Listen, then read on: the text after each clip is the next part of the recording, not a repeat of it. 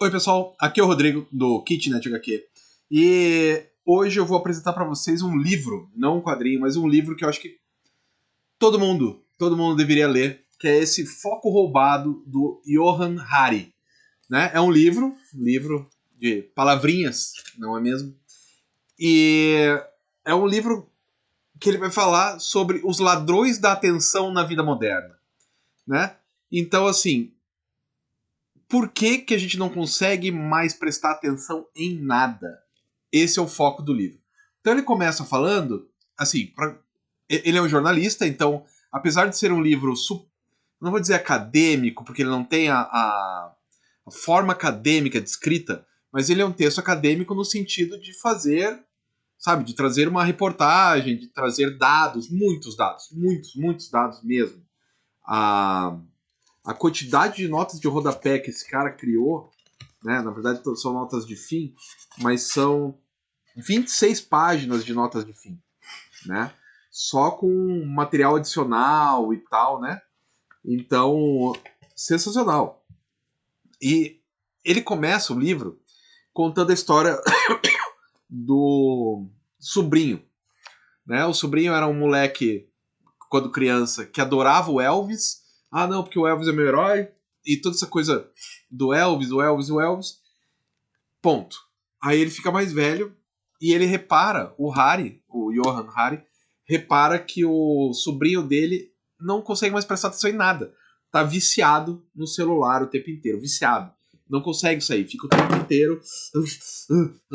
E daí ele faz o seguinte, fala, olha, cara, então vamos fazer assim, ó. Eu te levo pra Graceland, que é em Memphis, né, a terra do Elvis, se você me prometer que você não vai usar o celular durante o dia. Você vai usar apenas de noite. E por pouco tempo. Ah, tá bom, tio. Vamos pra lá. E o moleque não consegue. Ele tá em Graceland, a terra, a casa do Elvis, né? A mansão do Elvis, com toda a memorabilia do Elvis, aquele museu, e o moleque ali no celular. E isso incomoda o cara, mas incomoda muito ele. Porque ele fala, cara, como é que pode? A gente fez um acordo e o moleque não consegue. Daí ele chega à conclusão de que o moleque, na real, é viciado. Não é que o moleque gostava de usar o celular, ele era viciado. E daí ele começou a prestar atenção nas atitudes das pessoas em volta e nas dele. E ele percebeu que ele também, se não era viciado, era dependente do celular. Daí ele fala, porra, cada vez que eu tô em casa de bobeira, eu pego o celular. Eu não fico mais contemplando as coisas. Eu pego o celular. Tudo eu pego o celular. E talvez você que esteja me assistindo agora tá se identificando também, né? Isso é um pedaço do pós-doutorado que eu espero começar agora no mês de agosto, que é justamente para entender a dificuldade das pessoas em focar quando elas estão envolvidas com esses aparatos. E daí o cara vai para uma cidadezinha chamada Provincetown. Eu não sei se o nome dessa cidade é verdadeiro ou se ele inventou. Pode ser que ele tenha inventado para, né, o nome do sobrinho ele inventou, outras pessoas ele troca o nome, então talvez a cidade, Provincetown nem exista. Mas ele vai para lá e ele faz o seguinte: ele pega um computador emprestado que não conecta à internet, computador antigo que tá baleado e não conecta mais à internet, e ele pega um celular daqueles tipo Oba Box, sabe? Que não tem mais internet, não tem nada. E fala: ó, se precisar de alguma coisa, me liguem. Ligação eu atendo, né? Eu tenho celular, só não tem internet. E vai para essa cidade e fica 3 meses para desintoxicar. Aí ele vai contando o processo de desintoxicação dele, de celulares, a dificuldade que é isso, de se desvencilhar do celular, e a dificuldade de viver num mundo como era, sei lá, 20 anos atrás, talvez.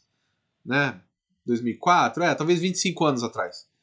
Né? Um mundo sem internet. Como é que hoje em dia as pessoas não conseguem mais? Como é que a pessoa. Essa província tal era uma cidade praiana, né? A pessoa não vai mais pro mar e fica olhando o mar. Não, ela fica tirando foto do mar. Porque o importante é o outro. O importante é sempre a validação externa. E é o externo, a validação não tem problema. Eu sempre falo isso aos meus alunos. Você querer ser validado pelos seus pais, pelos seus irmãos, pelos seus amigos, pelos seus cônjuges, tá tudo certo. É isso mesmo, a gente quer ser validado. Mas ser validado por estranhos, por meio de positivinhos ou coraçõezinhos, complicado. E daí ele vai para lá e começa a explicar como que essas empresas, essas redes, elas agem para viciar as pessoas. E elas fazem isso de propósito. Tudo bem que o vício não é exatamente de propósito. O propósito é ganhar muito dinheiro. Só que para ganhar muito dinheiro, desculpa aí, a gente vai ter que te viciar. Foi mal aí, hein? A gente vai ter que deixar você o tempo inteiro preso na rede. Sorry, é um custo operacional, desculpa aí, agora a sociedade inteira está viciada. E ele começa a falar e começa a perceber que não é uma questão que eu possa resolver sozinho, individualmente. Não tem como, né? Ele até usa um termo, eu tô com a minha cola aqui, que na verdade nem é uma cola, né? É o meu fichamento do livro. O problema é que o fichamento tem 8 páginas, então fica mais difícil. Mas ele fala do otimismo cruel. O que é otimismo cruel? Você vai conseguir. É só você tentar. E daí ele vai para ele usa um exemplo que para mim é genial. Ele fala assim: você tá gordo? A culpa é sua. Faça exercício, pare de comer bobagem. Só que se você for no supermercado, é muito difícil você comprar comida que não seja ultraprocessada. Para você conseguir comer bem a ponto disso não fazer mal para você e tal, você tem que ter tempo para cozinhar na sua casa, dinheiro para comprar comidas que não são ultraprocessados e conhecimento para saber o que comprar e o que não comprar. Então não tem como você sozinho escapar. Essa ideia do você consegue também, ideia meio coach, na verdade ele chama de otimismo cruel. Porque é um otimismo que você vai conseguir também. Mas ele é cruel porque você está mega Golias, uma mega corporação contra você. Saia do Facebook, saia do Instagram, saia do TikTok, é só querer. É só usar a sua capacidade, seu foco. Não, você tem uma empresa com todo o dinheiro do planeta para viciar você. E é isso que as empresas estão fazendo. E daí ele começa a falar, olha, não é só isso, tem a questão da alimentação, que é um problema, tem a questão da aceleração do tempo histórico, que não é da rede social, ela veio antes, né? O próprio Kozelek já falava isso na virada do século. Então, tem uma série de coisas que estão fazendo com que as pessoas não tenham mais foco. E como é que resolve? Porque ficar apontando o erro também é fácil, mas como é que resolve? E daí o Hari, ele fala que a única forma da gente conseguir ir contra isso é individualmente a gente perceber o problema e coletivamente brigar, né? E daí ele fala, não, todo mundo chega e fala, não, isso é muito difícil de fazer, não tem como fazer. Mas a indústria tabagista já foi uma das maiores do mundo. E hoje em dia, poucas pessoas fumam. Mulheres não podiam votar até pouco tempo atrás nos Estados Unidos. Pessoas homossexuais até a década de 60 eram castrados quimicamente na Inglaterra. E conseguiram escapar tudo isso. Hoje você pode ser gay e andar pela Inglaterra e não tem problema. Hoje você pode ser mulher e votar e ser eleita presidente ou primeira-ministra, whatever. Veja aí, Angela Merkel, Dilma, né? Então, tem como. Só que primeiro você precisa fazer uma ideia individual, você precisa entender esse processo, conseguir mudar o seu interior para depois chegar no outro. Porque também falar, não use rede social no Instagram, não adianta, né? Não adianta. É que nem você ir pra uma passeata pacifista com uma arma. Não, é que se der problema eu tô com a arma aqui. Aí não é, né? Não dá, né? Não dá. Você não vai numa passeata contra as armas com uma R15 na mão. E é isso que ele vai argumentando. É um livraço. Eu acho que todo mundo deveria ler, de verdade mesmo. Ele fala sobre TDAH em criança. Ele fala, olha, o que é esse TDAH? Vamos dar uma olhadinha mesmo? E vai atrás e descobre que talvez o TDAH seja só o excesso de celular, né? Porque vamos lá, você tem o TikTok, que a molecada mais usa. Você vê rapidamente, em um segundo, ou então o próprio feed do Instagram. Sei lá, receita de lasanha novo gibi pra comprar, jogo do Corinthians, a água é limpa, sabe? Você vai passando a coisa, não dá tempo, não dá tempo. O certo, anteriormente era receita de lasanha. Ah, vou ver como é. E você, não, lasanha é legal. Poxa, eu lembro da lasanha. A lasanha da minha avó era bacana. Pô, ela não colocava presunto, que eu não, e aí eu começo a pensar sobre lasanha. Aí falo sobre o gibi. Pô, que gibi que é? Ah, esse gibi novo do, sei lá, do Marcelo Quintanilha. Pô, que legal, Marcelo Quintanilha. Pô, o gibi da Márcia dele é sensacional, né? Não, mas o Luz de Niterói é legal. E daí você gasta um tempo pensando naquilo. Do jeito que a coisa tá, não tem como você ter atenção, porque em menos de um segundo você passa de um assunto para o outro. E não dá tempo de ter atenção. E daí o seu cérebro vai aprender a fazer isso. Então não adianta você falar, não, para ler um livro, eu pego no celular e deixo longe. Ajuda? Ajuda, mas não resolve. Não resolve porque o teu cérebro viciou nesse esquema de informação rápida. Ele está viciado, ele está programado para pensar muito pouco sobre aquilo.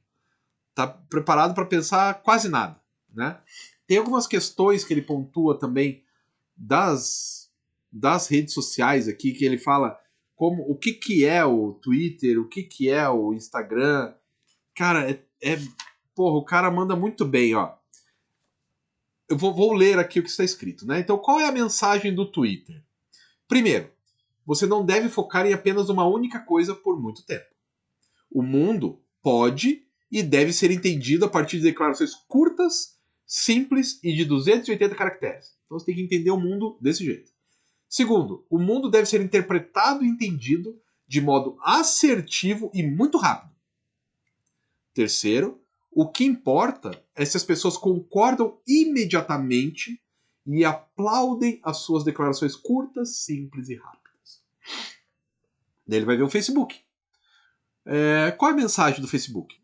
Em primeiro lugar, a vida existe para ser exibida para os outros, como uma meta de mostrar diariamente destaques editados da sua vida, só os melhores momentos.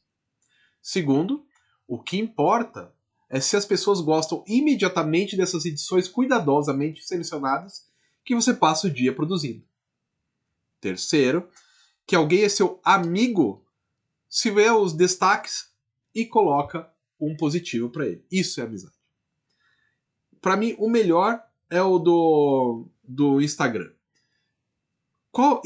Agora eu vou ler exatamente. E quanto ao Instagram? Primeiro, o que importa é como você olha para o mundo exterior. Segundo, o que importa é como você olha para o mundo exterior.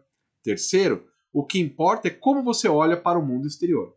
Quarto, o que importa é se as pessoas gostam de como você olha para o mundo exterior. Ou seja, o Instagram é o narcisismo puro, né? A coisa mais narcísica. Veja como eu sou importante. Né? Isso é uma outra coisa que ele comenta também. A rede social ela dá uma ideia de que você é importante. E vou te dizer, não é não. Você é importante para sua família, para seus amigos, para seus colegas de trabalho. Para isso você é importante. Para o mundo, poucas pessoas são importantes para o mundo, né? Poucas pessoas. A maior parte das pessoas é importante naquele núcleo, onde vive. E a rede social, ela dá a impressão de que você é muito importante. E daí você vai perdendo foco, perdendo foco, perdendo foco, e fica cada vez mais difícil de você entender o que está acontecendo nesse mundo. Né? Porque sem foco você não consegue ler um livro. Sem foco você não consegue ter uma coisa que ele chama de flow, que vem a partir de um cara chamado Mihaly, daí tem um nome que eu não consigo pronunciar aqui. É Mihaly alguma coisa, que é a teoria do flow, que é quando você está fazendo alguma coisa e esquece da vida. Sabe quando você, sei lá, tá cozinhando e de repente você, nossa, já passou uma hora, nem percebi. Isso é o flow. Quando você nem percebeu o que passou. Tá cada dia mais difícil para você conseguir o flow. Por quê? Porque o negócio fica te incomodando o tempo inteiro. E ele te incomoda não só quando ele está ligado. Mesmo o celular desligado, como está o meu agora, ele continua gritando. Ó, ele tá silenciado e tal, e mesmo assim eu tô olhando. Ó, tô olhando, vai que acontece alguma coisa. Isso vai me impedir de pegar um livro como este, por exemplo, e ler de cabo a rabo. Ele tem 326 páginas. É difícil ler de cabo a rabo, porque o tempo inteiro eu posso, sei lá, o meu WhatsApp pode clicar, eu posso querer conversar com alguém, eu posso querer comentar do próprio livro com alguém, né? Então, assim, livraço, livraço. Se você puder ler, faça isso. Ele é da editora Vestígio, né? Ele saiu esse ano mesmo e é sensacional, sensacional mesmo. Então é isso. Se você puder, leia Foco Roubado, que é o livraço, e daí comenta aqui embaixo o que você acha disso. Beleza? Até mais, galera!